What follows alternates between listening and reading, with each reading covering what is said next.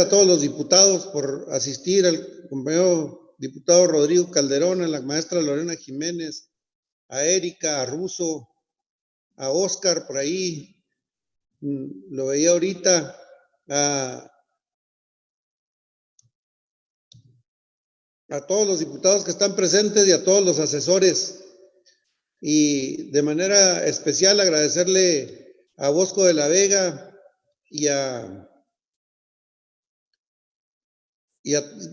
porque vienen a hacernos una presentación para darnos construir un diagnóstico de la situación en el campo, junto con otros compañeros, con compañero Jurado, en el campo mexicano. Ya la semana pasada hicimos una semblanza ahí entre todos, pero bueno, qué mejor que alguien que está viendo las cosas desde fuera del gobierno y desde de otra perspectiva, ¿no? El compañero Hernández Deras también está por ahí. Y bueno, le daríamos la palabra a Bosco de la Vega para que nos iniciara con un comentario, su perspectiva, su diagnóstico de cómo es la situación en el campo mexicano. Muchas gracias, diputado Heráclito Rodríguez, presidente de la Comisión de Desarrollo y Conservación Rural. Un saludo a todas y todos los integrantes de esta importante comisión y a todos los que se encuentran de manera remota. Como ustedes saben, estamos viviendo tiempos y momentos quizá que no imaginamos, una crisis de salud que está cambiando nuestra forma de vivir y convivir y que se ha debilitado en la peor crisis económica del México moderno y que hoy estamos enfrentando, teniendo también efectos relevantes en la economía, en el desempleo, en la pobreza y que ya estamos viendo también incremento en seguridad. Como sector agroalimentario, somos una actividad esencial, no podemos detenernos y debemos de seguir trabajando para garantizar el abasto de alimentos para toda la población y muy en especial para ese 14% de la población que el Coneval estima como pobreza alimentaria en este país.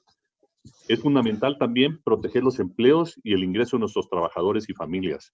Al día de hoy no ha habido que el CNA esté enterado ninguna de nuestras áreas detenida por problemas. Lo que es claro es que debemos de hacerlo juntos, debemos de estar unidos para poder cruzar este difícil, pues gran problema histórico en nuestro país. Ustedes como diputados son parte fundamental para que en la definición de las iniciativas y leyes siempre privilegiemos al bien común y como Consejo Nacional Agropecuario estamos para trabajar y sumar con ustedes, haciendo propuestas, observaciones, ideas que puedan concretarse en mejores leyes.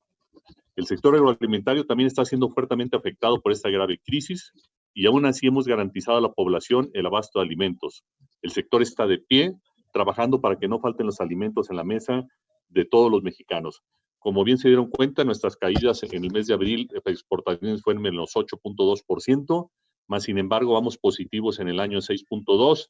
En el tema nacional la estamos pasando mal, les confirmaremos los datos, pero somos el único sector que creció el 1.1 cuando el país decreció en menos 2.2. Tenemos grandes retos que enfrentar y para ello se requiere la colaboración de todos. Hoy se analizarán algunas iniciativas como la Ley del Presupuesto y Responsabilidad Hacendaria, la Ley Orgánica de la Financiera Nacional de Desarrollo y la ley que crea el fideicomiso de la Administración del Fondo Público. Es fundamental que todas estas iniciativas sean consideradas en opiniones de todos, enriquecerlas y definir con todos los elementos que es realmente cómo se promueve el desarrollo, la transparencia y el uso eficiente de los recursos públicos.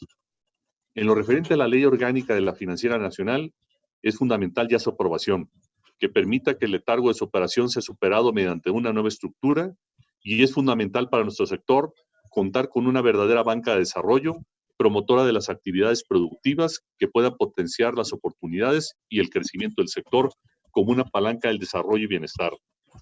También es fundamental que los presupuestos y recursos aprobados, a diferencia de los programas por el legislativo, sea respetada su asignación por el Ejecutivo, quien es quien opera dichos recursos. Nos preocupa que existan decisiones unilaterales que no consideren lo anterior, la transparencia y la rendición de cuentas. Dentro de poco, ustedes estarán inmersos en la discusión y aprobación y quizá de uno de los presupuestos más difíciles y complejos que hayan pasado alguna legislatura. Sin duda alguna, existen más necesidades que recursos disponibles y es ahí donde debemos de privilegiar todo aquello que ayude a multiplicar los recursos que se destinen y cuenten que el Consejo Nacional Agropecuario ya estamos trabajando en la propuesta para compartirla, un presupuesto incluyente que promueva la inversión, productividad, que nos ayude a aprovechar las grandes oportunidades que existen para el sector agroalimentario, un presupuesto que ayude a rescatar a los pequeños productores, que ayude a consolidar a los medianos y dé certidumbre a los grandes. Al final, todos somos importantes, unos tractores de otros. Hay que reconocer que la competencia no está entre los pequeños, medianos y grandes. La competencia lo tenemos en un mercado abierto internacional. Concluyo con el agradecimiento a la invitación a esta sesión de trabajo. Hoy tenemos una gran oportunidad para que nuestro sector sea considerado como un sector prioritario, como lo ofreció nuestro presidente en el proyecto de nación. Unámonos en este gran esfuerzo. Yo también tengo el comentario que el ingeniero Alfonso Romo ofreció también una mesa de trabajo que quedamos de iniciar a finales del mes de junio para incluir también la propuesta de todos nosotros. Y pues bueno, señores, gracias por toda la oportunidad, por ser equipo, por querer construir por el campo mexicano.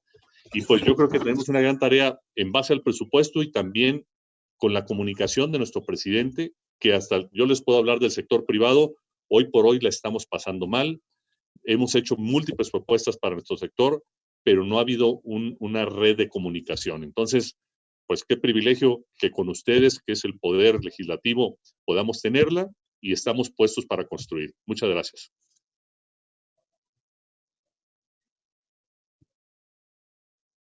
Gracias, Bosco, por acompañarnos en esta sesión de trabajo, de diálogo con el sector privado y con los gobiernos de los estados a través de Octavio Jurado. Yo creo que es indispensable ahorita tener esta relación, construir esta relación para fortalecer la actividad agropecuaria en nuestro país y poder salvar y cuidar el compromiso social que tenemos de producir alimentos para todos los mexicanos.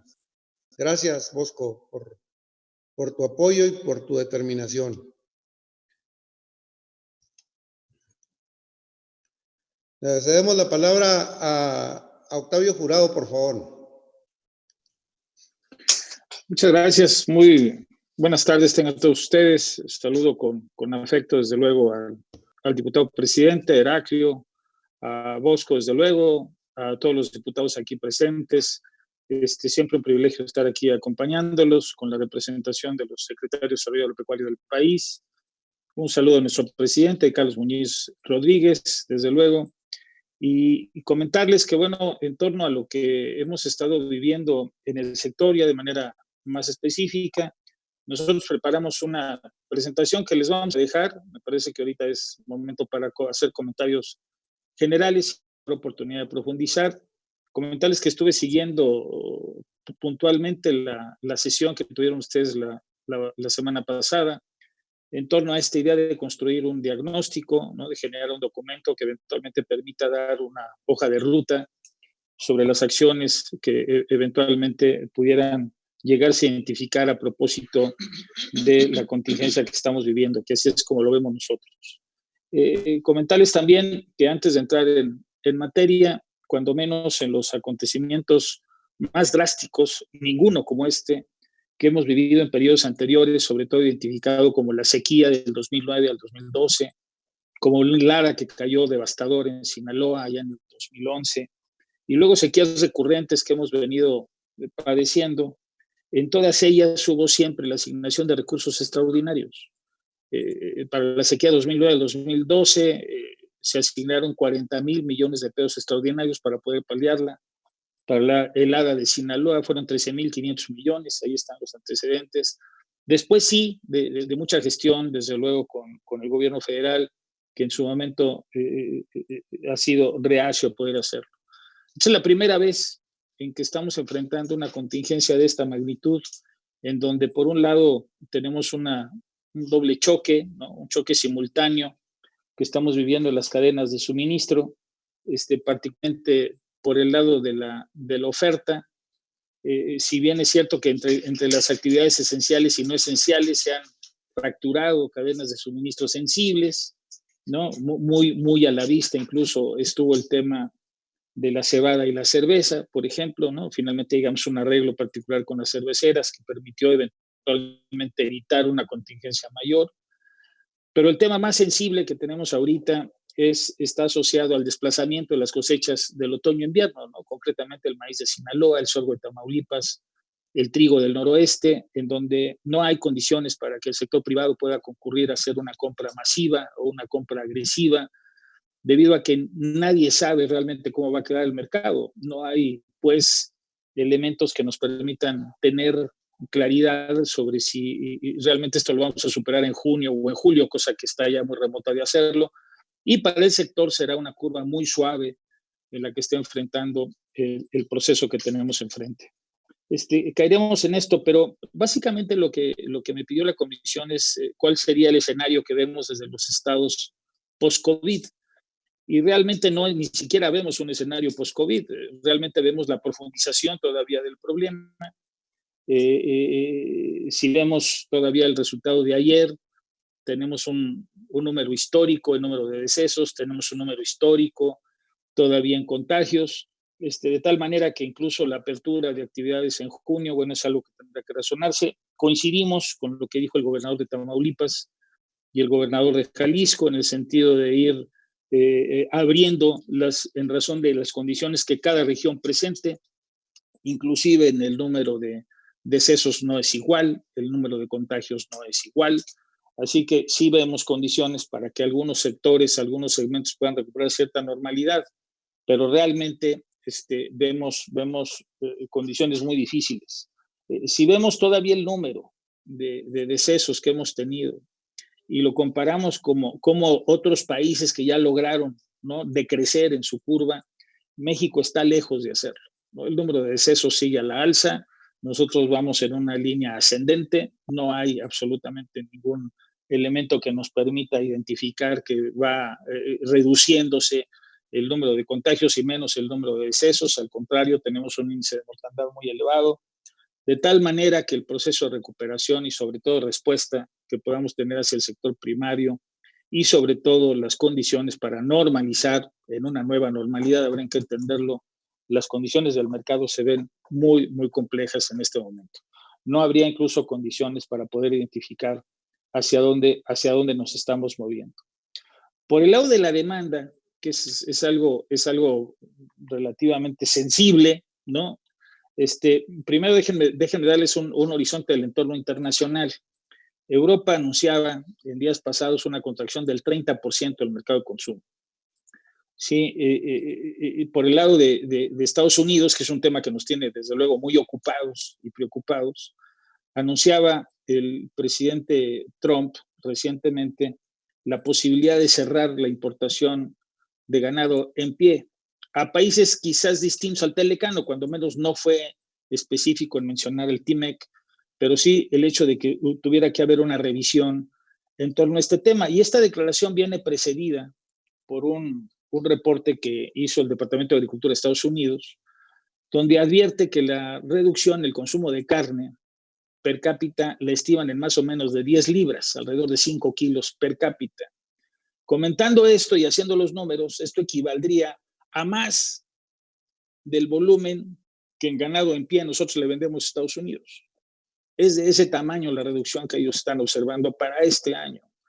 Así que la consecuente declaración del presidente Trump no la vemos ajena, ¿no?, al primer reporte que sale Luzda, y empezamos a ver con preocupación este tema, y bueno, lo vemos en la caída que estamos teniendo en general en el comercio de más del 40%, y sobre todo en el sector primario, que hoy advierte el 8%, pero en la medida de que esto no se vaya regularizando o no se vaya relativamente normalizando, la caída de las exportaciones tiende a decrecer.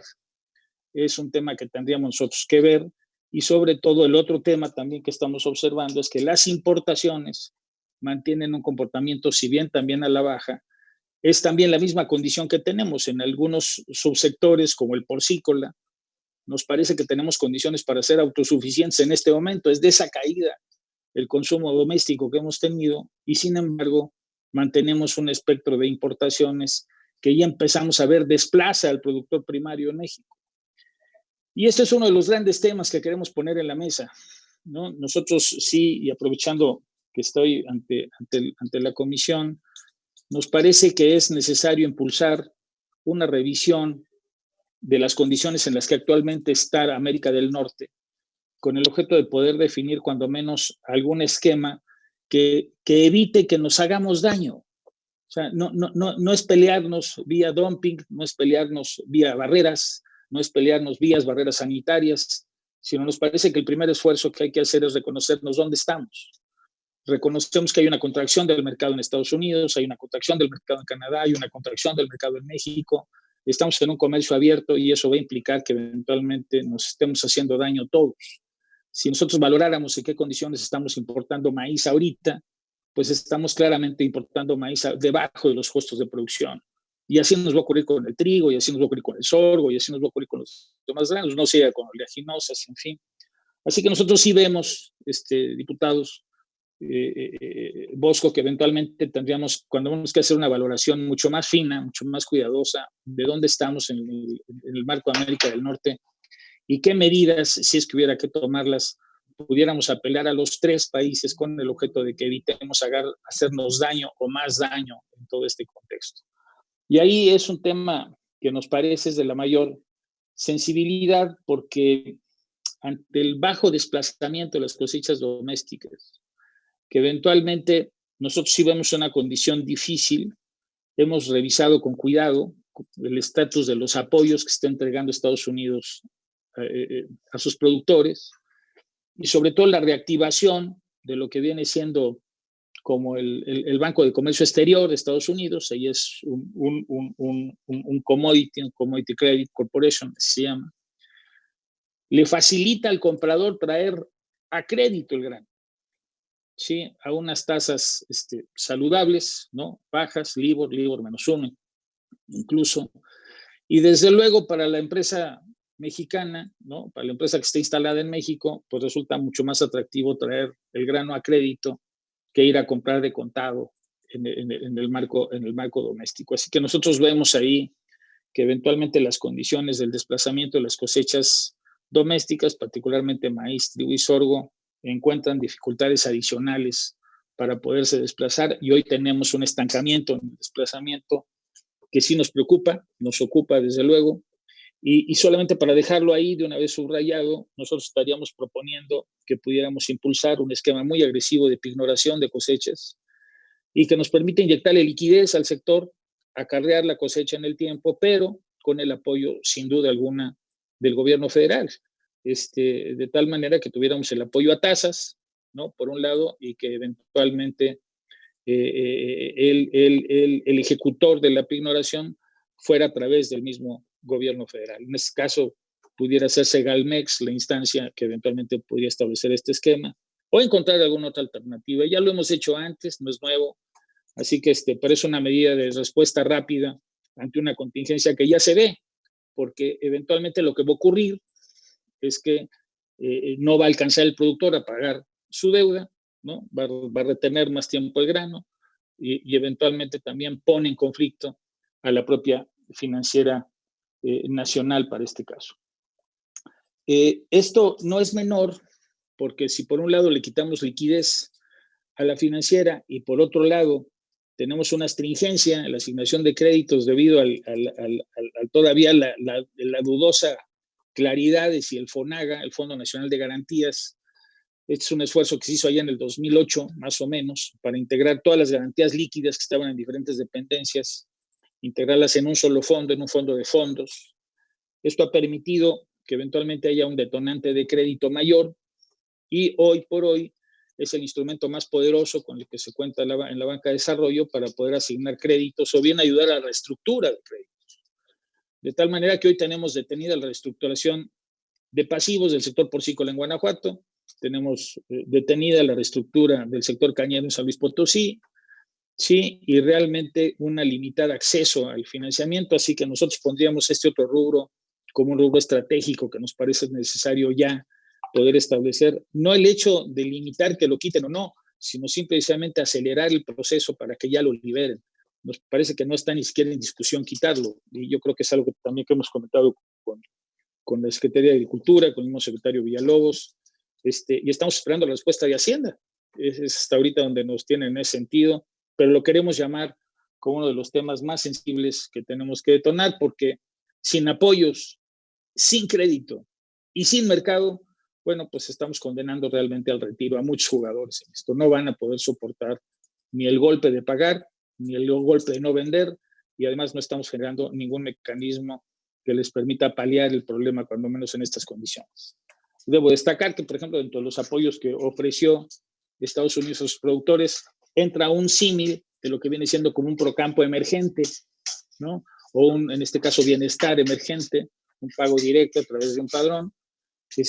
Solamente por ejemplificar el tema, aquí nosotros lo que hemos puesto en la mesa es adelantar el pago de bienestar, hecho que se ha hecho en otras contingencias. Nos pareció leer o entreleer en una declaración la semana pasada del secretario Villalobos que ya lo estaban haciendo. No lo hemos podido confirmar, pero aspiramos a que esa parte pueda caminar. La otra parte que también habría que ver en todo este contexto es que ante la apertura paulatina o la recuperación paulatina de la nueva normalidad, que bien decía Bosco, la entendemos, pero no sabemos cómo va a quedar, pues simplemente los sectores estratégicos para nosotros, como las cadenas restauranteras, hoteleras y otros distribuidores adicionales, que toda la economía informal incluso, realmente vemos un espacio en el tiempo que se va alargando en la puesta en marcha. Así que nosotros vemos que eventualmente, incluso para efecto de cosechas, nos va a alcanzar el primavera-verano con todavía resabios o rezagos que tenemos del otoño-invierno, complicándole más la vida a los precios al productor y complicándonos más la vida en el acceso a mercados. Así que también necesitamos, ¿no?, que en este caso trabajar en dos cosas. Uno, un esfuerzo de diversificación que pudiéramos hacer, pero de manera muy puntual, impulsar de manera muy agresiva las compras de gobierno. Nos parece que tanto el gobierno federal como gobiernos estatales tienen un rol distinto que jugar aquí para poder impulsar y acelerar y comprometer más compras directamente al pequeño productor.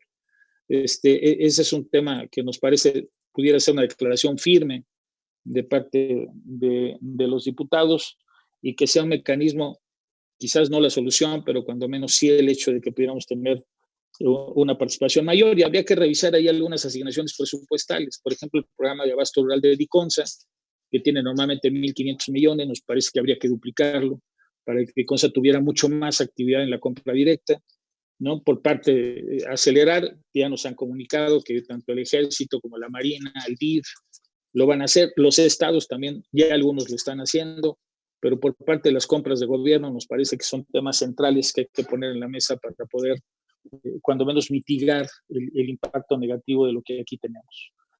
Y finalmente, ¿no?, la parte que nos parece en el camino siguiente, nosotros vemos dos cosas que son fundamentales. Uno, este acuerdo interinstitucional que ha planteado el CCE, el CNA, nos sumamos a él. Desde luego estamos comprometidos en que el trabajo conjunto es la forma de superar una crisis y una de esta naturaleza. Nosotros creemos que son condiciones para hacerlo, ¿no? Se le ha invitado al gobierno federal, nos parece que es un tema que también aspiramos, igual que Bosco, a tener una mesa de trabajo que nos permita encontrar mejores soluciones. La otra parte nos parece también que el tema de podernos sentar en el marco trinacional para poder revisar en dónde estamos y qué hacemos juntos, ¿no?, antes de ponernos más barreras. Y el otro tema que nos parece también fundamental es poder revisar las condiciones que mantiene el presupuesto hoy, ¿sí? En otras ocasiones ha habido un decreto modificatorio del presupuesto de egresos, es una atribución exclusiva que tiene el legislador, nosotros apelamos a que él ejerza, ¿sí?, de tal manera que se revisen y que veamos las condiciones en las que eventualmente pudiéramos atender la parte emergente del problema, no digamos ya condiciones adicionales. Y en la parte emergente del problema nosotros vemos tres rubros centrales. Uno, de administración de riesgos, el primero que tiene que ver con acceso a mercados, inclusive el marco de coberturas agrícolas. El otro que tiene que ver con aspectos climáticos. A partir de junio, señores diputados, este país camina sin seguro agrícola. La primera vez, cuando menos yo no llevo mucho en esto, quizás 40 años, pero es la primera vez que vamos a estar caminando sin un seguro agropecuario a la vista, ¿no? Y además, dentro de la discusión de la desaparición de fondos, también está el Fonden, que eventualmente saldría del tema. Explicaba por ahí la diputada Padierna que no es que desaparezca, simplemente se concentran sus recursos, pero mantendrán su objeto. Bueno, eso no dice la iniciativa, ¿no? Solamente habría que aclarar. Pero hoy por hoy, a partir de junio, este país empieza a caminar sin seguro agrícola, más allá de lo que el esfuerzo estatal puede hacer, y nosotros pues no tenemos como para poder resolver el problema de todos. Lo seguiremos haciendo, ¿no? Desde luego, todos los estados están reaccionando a ponerle una cantidad de recursos al seguro, pero realmente pues, no alcanzaría ni para el 10% de lo que veníamos asegurando en años anteriores. Lo queremos destacar como un hecho de verdadera trascendencia. Sí, y la otra parte también es que esto en la parte de administración de riesgos, en la parte de fomento, en un esfuerzo que hicieron los legisladores, se aprobó un programa nuevo a la Secretaría de Agricultura, programa de fomento agrícola, ganadero y pesquero, con 1.500 millones, que eventualmente daría la oportunidad para poder establecer algún mecanismo de apoyo. Hoy ocupamos un apoyo en paquetes tecnológicos para poder asegurar la siembra de cosechas sensibles. Bueno, pues no tenemos un peso para hacerlo. La otra parte que eventualmente sería poder ayudar en el tema de asistencia técnica y extensionismo para todos. No hay recursos para eso. Nos parece que este es un capítulo que habría que recuperar con apremio para poder cuando menos asegurar que las cosechas avancen con cierta normalidad. Hoy incluso estamos en riesgo de dejar de sembrar superficies importantes. Ya en el Bajío empezamos a ver recortes relevantes porque no hay liquidez para poder sostener la siembra, ¿no? Lo queremos también dejar muy claro. Y por último, el último rubro tiene que ver con el acceso al financiamiento. Hay 2.500 millones que se aprobó a la Financiera Nacional para impulsar el seguro agrícola en Agrocemex, para poder establecer un esquema de garantías y apoyar la comercialización. Y los recursos ahí están. Se dice que los quitaron, ¿no? Sin embargo, presupuestalmente sigue apareciendo en la cuenta. Nosotros lo que le pedíamos a los legisladores es que se activen, más allá, y si no están ahí, pues que lo digan formalmente, y a través del decreto, si es que aceptan la propuesta de este decreto modificatorio, pues poder reactivarlos para que vuelvan a aparecer en este contexto. Tenemos casos muy puntuales, cosa que ya he comentado. Nos parece que el tema de las cosechas es fundamental. Hay temas todavía pendientes de pago de pasivos, ¿no? Que viene arrastrando acerca del año 18, del año 19, ¿sí? Que nos parece en estas condiciones no deberían de hacerlo. Lo que estamos proponiendo aquí es que, uno, quede debidamente documentado el pasivo, y dos, que atrás del pasivo la Financiera Nacional acredite un crédito emergente a estos productores, en tanto el gobierno le paga, que seguramente le pagará con recursos del año que viene, pero eventualmente no dejarse liquidez en estos momentos al productor, que es cuando más lo necesita. De manera muy puntual, estos serían las consideraciones relevantes. En el tema de los precriterios de presupuesto, yo le sugeriríamos que le pidiéramos a Hacienda que los rehaga, porque están hechos bajo una condición y un escenario totalmente distinto al que tenemos hoy. Nos parece que hay que reestructurar el tema de los criterios. Ni el valor del petróleo, ni la paridad, ni las condiciones de crecimiento están dadas para mantener los precriterios como están, y sería entrar en una discusión verdaderamente complicada a partir de lo que esto tiene. Seguramente será otro el horizonte, pero me parece que habría que tener un acercamiento con Hacienda y volver a trabajar en los precriterios para poder salir con un escenario de revisión a partir de una realidad que hoy tenemos y no la que hubiéramos tenido en abril, que fue cuando se presentaron. De mi parte sería cuánto. Les dejo ahí una propuesta eventualmente de juego de roles a través de un acuerdo, pero ya sería cuestión de que lo fuéramos comentando y abundando en él. De mi parte sería todo, y agradecerles a todos su amabilidad. Muchas gracias. Jaco, si me permiten una observación a los comentarios de Octavio. Enviamos una carta a los senadores y diputados para atender el tema de estacionalidad por las presiones que se vienen de la carta derivada de Robert Lighthizer a los productores de Florida y de Georgia. Esa ya se las enviamos el día de ayer. Estamos trabajando en ella. E informarles también que el día de mañana estamos trabajando con la Secretaría de Trabajo y con la Secretaría de Agricultura, saber el tema del trabajo infantil y trabajo forzoso que viene también ahora en el TEMEC. Ya hay demandas que están en proceso. Y también informarles que pues, la consulta del CNA para el tema del presupuesto 2021 va avanzando, y cuando la tengamos se la estamos compartiendo para sus observaciones. Gracias.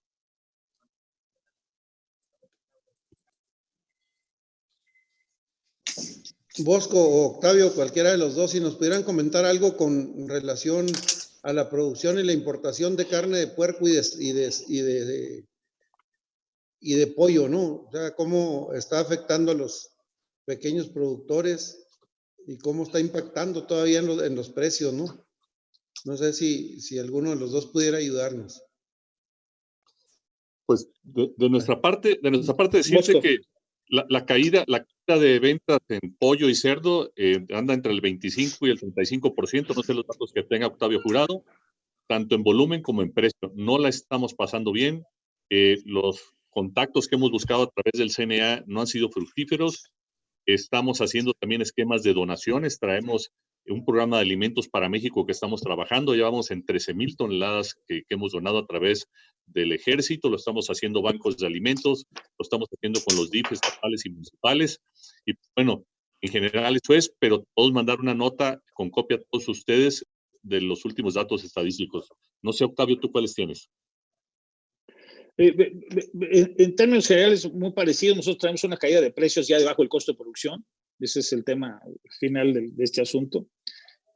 Incluso en Guanajuato ya nos reporta que están mandando vientres al sacrificio. O sea, esto es muy importante y estamos perdiendo inventario que ya no es fácil reponer. Y la otra parte también es que seguimos importando vísceras, seguimos importando pierna, ¿no? Que eventualmente está desplazando también la producción doméstica. De hecho, esta es una de las partes centrales que implicarían podernos sentar con el lado americano con el objeto de poder atender las cosas que nos están doliendo. Pero en temas formales, el día de hoy, estamos desplazando, hay productores que están quedando realmente ya sin condiciones. Y la otra parte también, que yo lo comentaba, la reestructura que se planteó, sobre todo en la parte del Bajío, con los porcicultores, está detenida en estos momentos porque no hay garantías líquidas.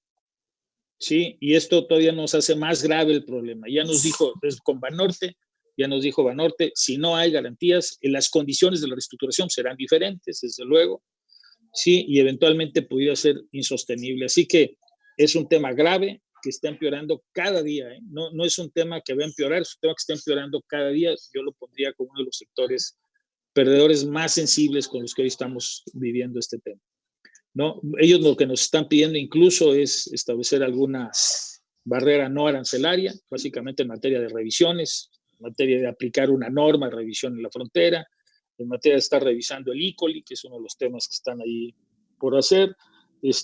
Lo hemos planteado ya con Javier Trujillo, y vamos a tener una reunión hoy en la tarde en este estricto sentido. Pero así está el tema. Una pregunta, Octavio. En la propuesta de la diputada Dolores Padierna, me parece que también va la desaparición de FEGA. O sea, junto con los sí. va incluida dentro de los 44 fideicomisos. Es un asunto que la verdad salió una relación, ¿no? Incluso que emitió la propia Comisión de Hacienda. Inicialmente nos tranquilizó porque no aparecía ni el FONAGA ni aparecía el FEGA, ¿no? Después, como fuimos avanzando el tema, nos encontramos con que el FONAGA efectivamente estaba consultando porque estaba en la relación o estaba en la visión de desaparecerlo, igual que el FEGA. Nos llama la atención que acaba de publicar las reglas de operación FIRA de sus programas e incorpora al FONAGA e incorpora al FEGA. Lo que hay que suponer que ahí siguen. El problema es que no avanzamos en temas centrales como son reestructuras de cartera, que es la parte que ofreció la Banca de Desarrollo a propósito de la contingencia y mucho de la ayuda, esta flexibilidad que dio el Banco de México, pero no hemos tenido ningún avance. De hecho, no tenemos reportes algunos. Así que en estos momentos, si el FEGA está ahí y si el FONAGA está ahí, en la operación no aparece. Gracias, Octavio. ¿Algún compañero de los diputados, alguno de los compañeros que están conectados, que quiera tomar la palabra, que quiera hacer una pregunta a algo aquí, aprovechando la presencia de Octavio y de Bosco, que pues son dos gentes que tienen mucha experiencia, una gran visión de lo que es la situación actual en el campo y que nos pueden ayudar a forjarnos una opinión más cercana a la realidad. Si alguien quiere tomar la palabra, Luz María, ahí al pendiente, a ver, porque no los veo a los demás compañeros.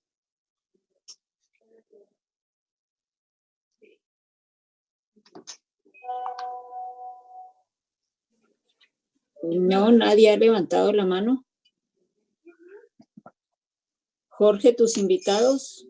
Yo una pregunta muy brevemente, Luz María y presidente de la comisión. Antes que nada, agradecerles mucho. Yo soy Erika Sánchez, diputada federal de Sinaloa. ¿Cuál es el impacto que ustedes prevén que pudiera tener en México este anuncio que hizo recientemente el presidente Trump de la inversión de $19 mil millones al tema del campo, particularmente en el tema para nosotros de importaciones y obviamente de cómo se pudiera disminuir la compra a nuestros productores? Oye, Erika, ahí comentarte que pues lo hemos visto desde la guerra comercial Estados Unidos-China, inyectaron al sector agroalimentario 12.500 millones de dólares, más estos 19.000, más otros 450. ¿Qué está haciendo Estados Unidos? Proteger a su cadena productiva agroalimentaria para solventar esta crisis. ¿Cómo nos va a afectar? Vamos a tener un vecino más sólido, más fuerte, y vamos a, en México, cada vez ser más dependientes alimentariamente por la deficiencia en el presupuesto y en los programas y en el crédito. Ese tema nos debilita como país y nos hace más dependientes alimentariamente. Erika, comentarte que, bueno, el impacto inicial de esto está en precios. Si bien es cierto que el futuro, ¿no? Hay dos composiciones del precio. El precio de futuros, que básicamente es en razón de las perspectivas de oferta y demanda que eventualmente Chicago llega a tomar, que por cierto Chicago se ha vuelto una bolsa mucho más local en Estados Unidos. Yo dejaría como tema aparte qué tan viable es que los precios domésticos se estén refiriendo a Chicago. Pero es un tema de discusión aparte. Pero el impacto inicial es que estos apoyos los que le permiten al productor es deshacerse del físico al precio que le pague el mercado, ¿no? Aquí no hay composición de precios ni hay estructura de precios. De tal manera que hemos identificado incluso que está entrando maíz y sorgo por la frontera debajo de los $3. Esto es más o menos a 2.600, 1.900 pesos. Muy por debajo del costo de producción. Esto es lo que provoca un apoyo de la naturaleza que el gobierno de Estados Unidos le está entregando a sus productores. Reciben la liquidez que no le da el mercado, la reciben del gobierno. Mientras que nosotros hoy, el instrumento más poderoso que tenemos es Segalmex para poder paliar esto. Y Segalmex, donde está interviniendo, hasta ahorita está interviniendo en los 4 cultivos básicos que el propio gobierno definió. Pero el caso de sorgo de Tamaulipas, ese está totalmente expuesto a las condiciones que aquí te estoy comentando.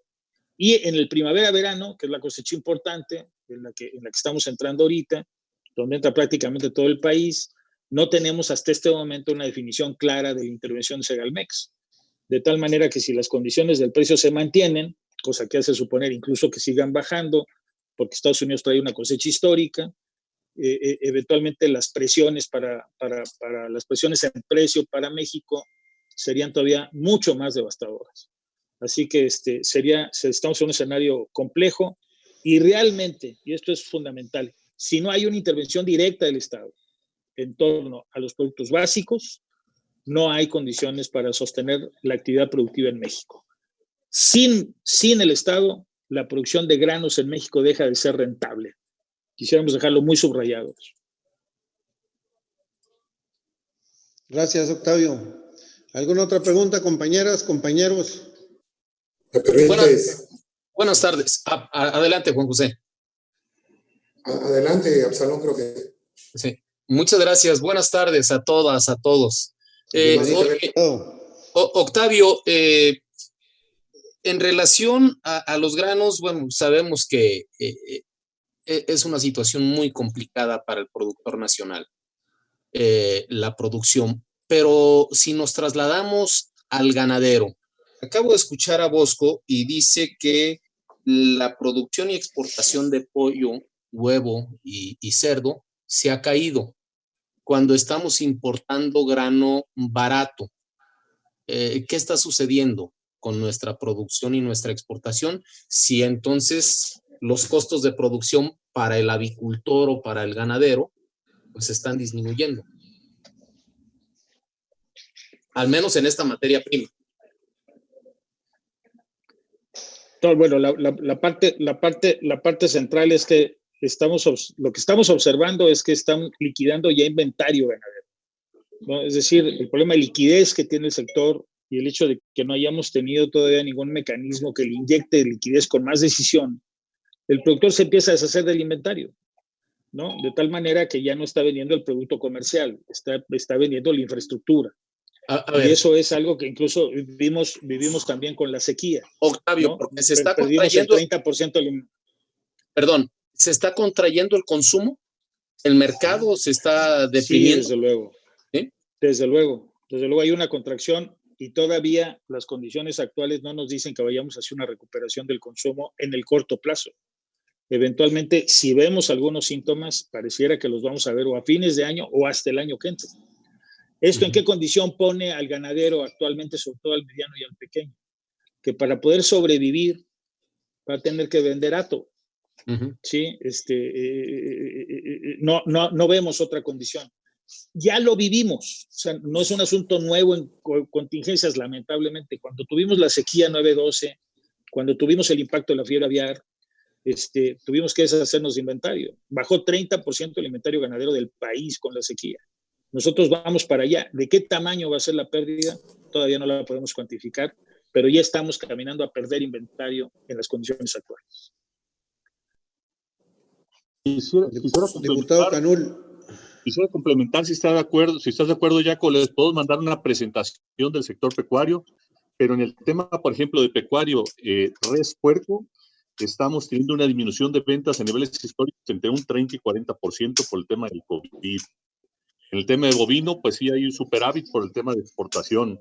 En el tema de granos que mencionaban, a pesar de que es un aliciente para los productores de proteína animal, pues es tan grande la caída de ventas que aún ni con eso pueden salir adelante y están operando, como decía Octavio, bajo los costos. Y eso pues son malas noticias para el sector productor de granos y para el sector pecuario.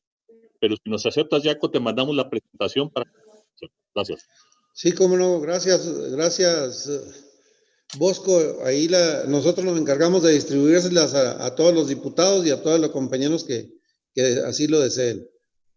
Gracias por la aportación, Bosco, y ahí estamos al pendiente para la distribución.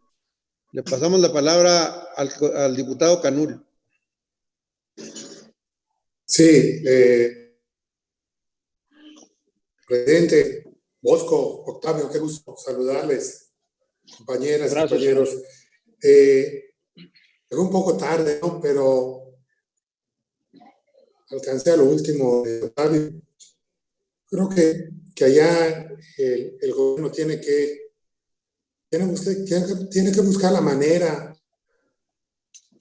de implementar situaciones que nos puedan ayudar, sobre todo con los productos que están entrando a precios dumping, ya con algún subsidio del gobierno, particularmente de nuestro vecino.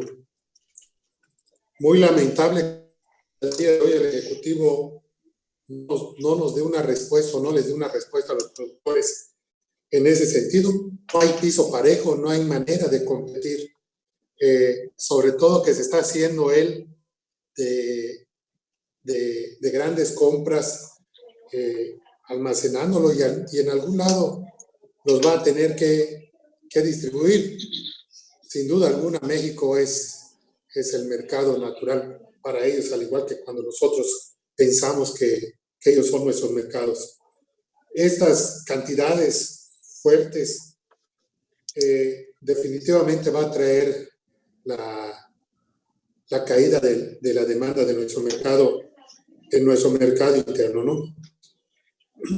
Y sobre todo, yo creo que es el puntapié que necesita el gobierno, más que nada en nuestro campo. Octavio y Bosco,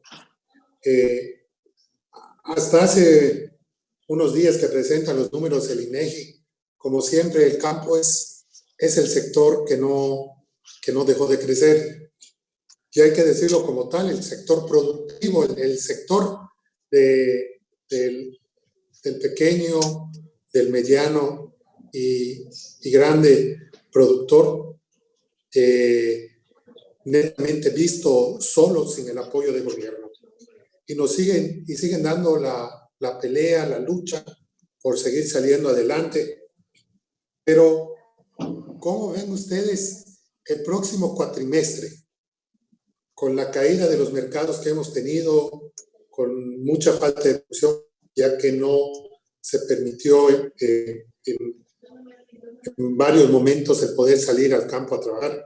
¿Cómo ven ustedes lo que viene? ¿Cómo ven ustedes este próximo cuatrimestre, dada la frágil estructura en la que hemos estado sentados estos últimos meses? Pues mira, agradecerte la pregunta, porque yo creo que la gran duda que tenemos todos es que no conocemos esta crisis combinada de salud, economía, desempleo.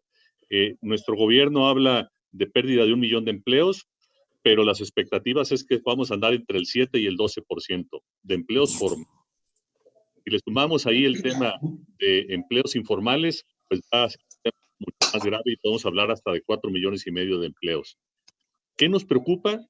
Que no hay medidas contracíclicas.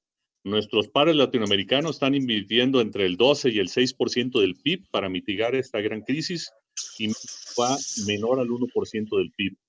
Los países desarrollados están invirtiendo hasta el 20% del PIB para mitigar el quiebre de empresas. Entonces, yo sí veo un gran problema, sobre todo porque decidieron proteger a los muy pequeños agricultores y ganaderos, que estamos totalmente de acuerdo, pero la agricultura mediana y la agricultura grande la están dejando por un lado y eso va a afectar a los pequeños. O sea, vamos a generar más pobreza en el campo. La CEPAL estima 9.3 millones más de pobres en el país. La curva que hemos tenido de salud, que esperaban que el pico máximo estuviera el día 8 de mayo, pues yo creo que se nos va a ir al 8 de junio y los estados que están en problemas ahorita serios van a ser rebasados al rato por los estados que están bien. Y mientras no haya una vacuna, la incertidumbre la tenemos en los próximos 12, 18 meses. Entonces, en el Consejo Nacional Agropecuario nos estamos preparando para el peor de los escenarios. ¿Qué nos preocupa? La violencia. La violencia puede crear una ruptura en la cadena de suministro de alimentos. Por eso el programa de alimentos para México que está trabajando el CNA. Pero lo que también nos preocupa mucho es que nuestro presidente no ha hecho caso omiso, ha hecho caso omiso de las posturas que 3 veces hemos entregado al sector privado. La última fue con intervención de diputados, senadores, estuvo también el tema de académicos, estuvieron gobernadores, pero la presidencia ha decidido que va por su rumbo. El tema es que el sector privado resuelva sus temas y si el sector privado quiebra, pues que respondan los accionistas, los medianos agricultores también que ver cómo resuelven sus temas. Entonces, sí, vemos un escenario muy complejo para México, principalmente por los niveles de pobreza y porque no hay medidas contracíclicas para poder amortiguar pues, la peor crisis del México moderno. Leí un poco sobre la crisis del 29, que fue una crisis solamente económica, exportábamos materias primas, minerales, la agricultura era alrededor del 90% del PIB, pero no hubo un problema de salud. Pues esta es la más grave después de aquella, que en aquella ocasión cayó el PIB el menos 17%. Entonces, prepararnos para lo peor, vamos a seguir insistiendo con nuestro gobierno. Qué privilegio contar con el legislativo para poder sumar junto con ustedes, pero sí estamos extremadamente preocupados por lo que le espera a nuestro país. Y sobre todo, que esta es una crisis mundial. Estados Unidos ya va en más de 30 millones de desempleados, ha inyectado los recursos suficientes al país, pero también vamos a vernos afectados por Europa. Nos espera la opción de Asia, que puede ser un complemento importante. Pero como es mundial, pues más tarde va a ser esta curva de respuesta para poder crecer. Gracias. Gracias, Bosco. Mi querido Juan José, déjame hacer un comentario rápido a Juan José, podemos saludarlo, ¿no? Con afecto, desde luego, como integrante de AMSA y exsecretario de Salud Agropecuaria de Yucatán. Y la parte que razonablemente podemos empezar a identificar es qué tanto el sureste del país pueda tener elementos para paliar mejor el problema ante el esfuerzo de que los programas que el gobierno está implementando están particularmente orientados hacia allá. Y no vemos un impacto todavía favorable que nos permita decir que al sureste le está yendo mejor que al norte. Realmente vemos todavía un orden general y lo que te puedo decir en conclusión es que el problema se tiende a profundizarse todavía. De hecho, vamos a ver todavía 4 meses muy complicados. Nos parece que todavía no encontramos el punto de quiebre que nos permite iniciar un proceso de recuperación o cuando menos razonablemente quedarnos, tocar piso. Creemos que todavía esto se va cayendo, sobre todo también por los ciclos agrícolas, ¿no? No hay condiciones para que de repente saquemos el volumen que traemos ahorita de cosechas, casi 8 millones de toneladas que tenemos en el noroeste y salgan, y para el productor del primavera-verano las condiciones de precio no serán mejores, incluso pudieran llegar a ser elementos más desfavorables. Y ante esto, la presión presupuestal, que es la parte que nos preocupa más, que vemos a propósito de lo que viene por la presión que ejerce el problema de salud, no vemos condiciones como para poder hacer arreglos institucionales que vengan del propio gobierno que nos permitan paliar el problema. Así que vemos que el problema se profundiza. En el caso de los estados están haciendo todo su mejor esfuerzo, todos han reaccionado al sector, algunos con más recursos, otros con menos, en las medias posibilidades. Incluso en algunos casos están apelando a deuda, ¿no? Para poder hacerlo. Nos parece que en estos momentos son la mejor alternativa que tenemos, que los gobernadores estén reaccionando y de la mano de ellos poder montar una estrategia que nos permita ir avanzando caso por caso. No es lo mismo ver Chiapas que ver Sonora, no es lo mismo ver Estado de México que ver Tamaulipas. Así que el tema es diferenciado, pero en términos generales la pendiente es hacia abajo, mi querido Juan José. No vemos condiciones para impulsar una recuperación desde ahorita. Y haciendo un poco alusión a lo que platicabas, Octavio, definitivamente hay una percepción hacia afuera, al menos de lo que vivo en Yucatán, con estados del norte, en cuanto a que los estados del sur-sureste se están, por decir, llevando la gran bolsa en materia de infraestructura, de apoyos para productores, industria, etcétera, y es una gran mentira.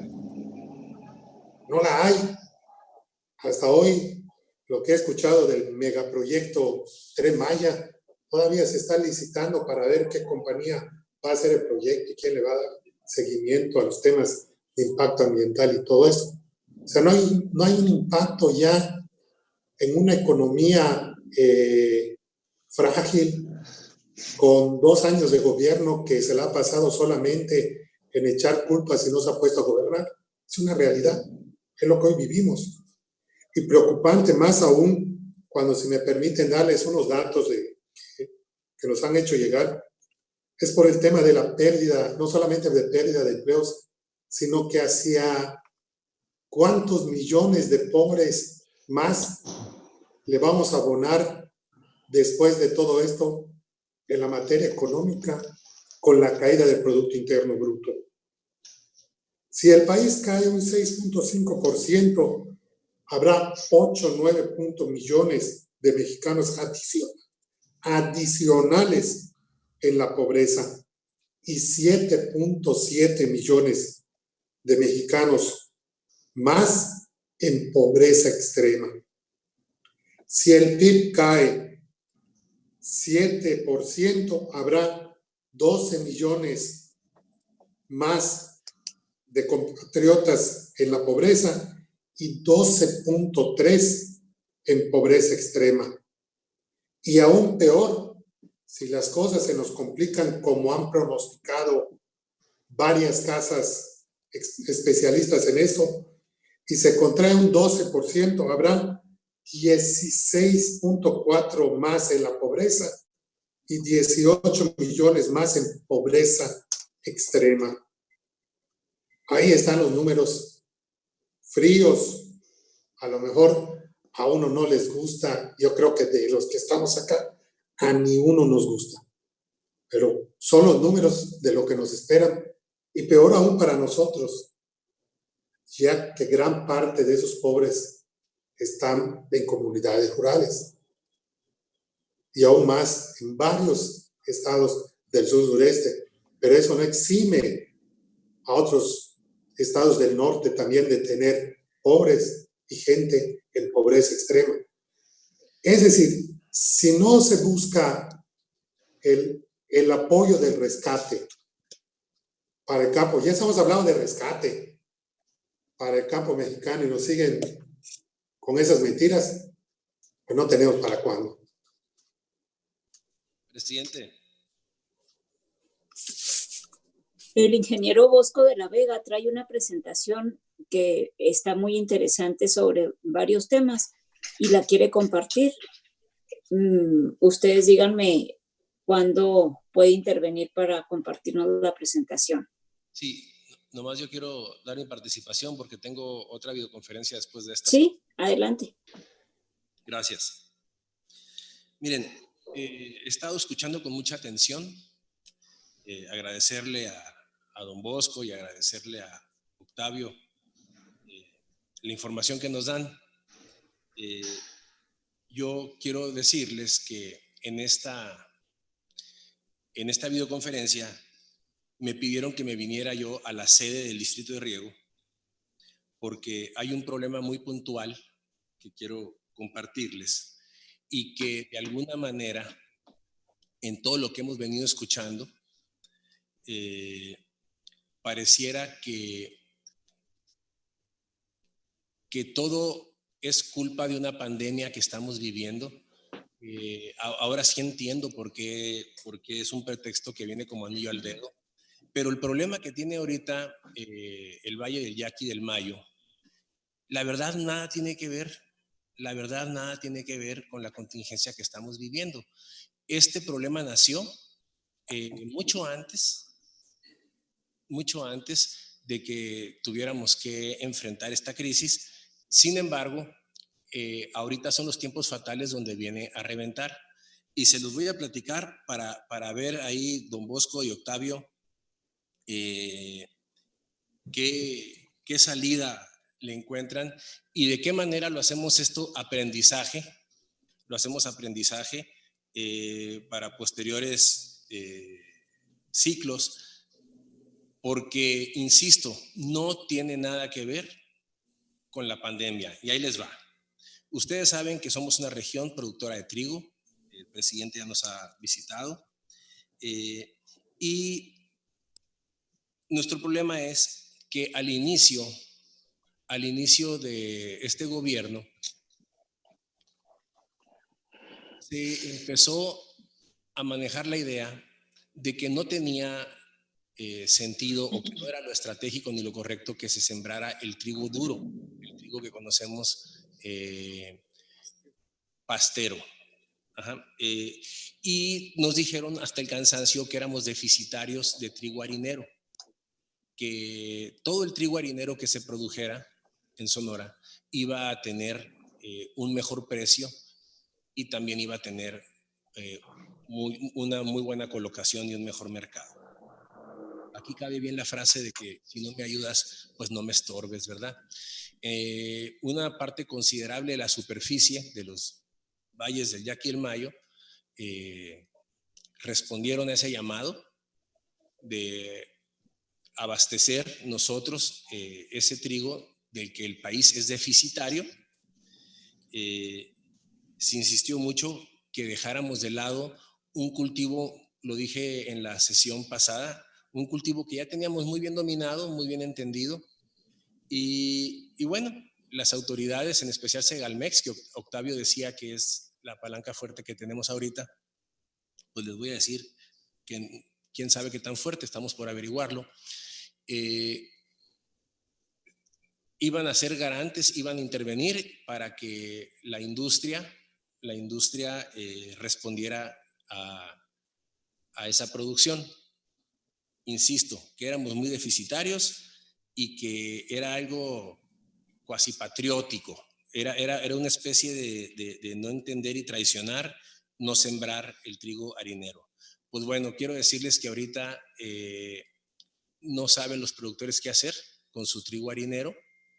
Ni siquiera se los quieren recibir para que la factura no tenga ya un precio preestablecido.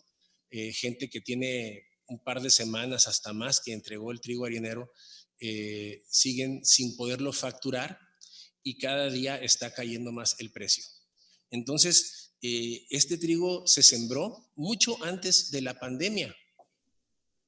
Esto, estamos hablando de que son 2 años de desatinos, son 2 años sin brújula, son 2 años en México que se está perdiendo el tiempo y que vamos a dejar totalmente fuera de actividad a muchos productores.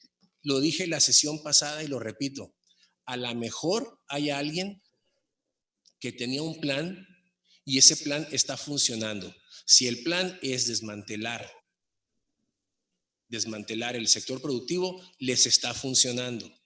Si el plan es vulnerar la economía de las familias para dejarlos indefensos, sí les está funcionando, si ese es el plan. Aquí, más valía solos que mal acompañados. Ahora estamos ante este galimatías.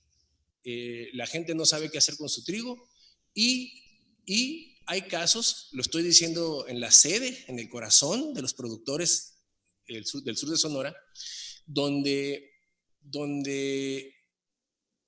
todavía hace 10 días echaban los telefonazos a la industria, a los molinos, y todavía les decían que no se preocuparan, que no podían todavía firmar los contratos, que porque el patrón no los autorizaba, porque todavía no recibían la señal de la parte de la autoridad.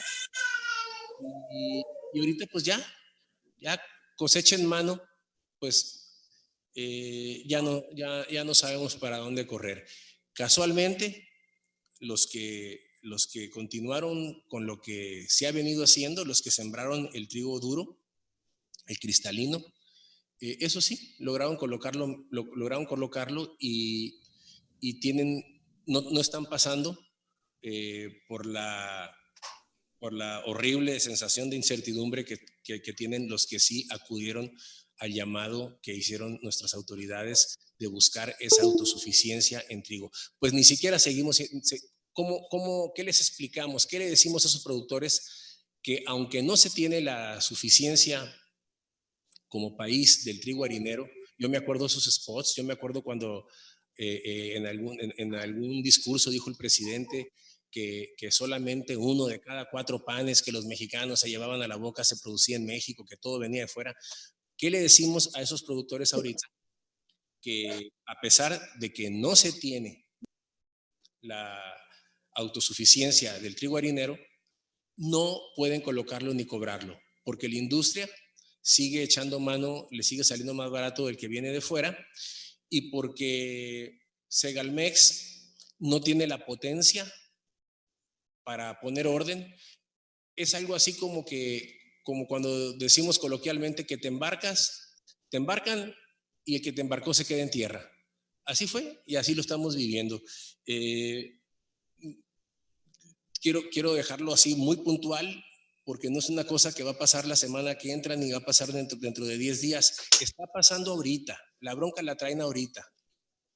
La gente se comprometió y debe dinero y no les va a alcanzar ni para pagar los costos. Y lo repito, nada tiene que ver esto con el COVID. Nada tiene. Esa respuesta de los culpables que llegan como anillo al dedo no aplica en este momento. A ver, Octavio y a don Bosco, ¿qué tan enterados están de esto? Claro, cada quien platica el dolor que trae, pero aquí estamos hablando de de miles de familias que viven de eso y pues no, a mí no me cabe más que algo tan básico, gente tan experta, gente que ocupa cargos que ya lo había hecho en el pasado y otra vez están ahí, nomás lo que se llamó Conasupo ahora se llama Segalmex, dominan a la perfección. ¿Cómo un error tan básico? ¿Cómo algo tan básico? que nuestros agricultores con más experiencia lograron sacarle la vuelta al bache y no caer en esa tentación, los de buena voluntad cayeron.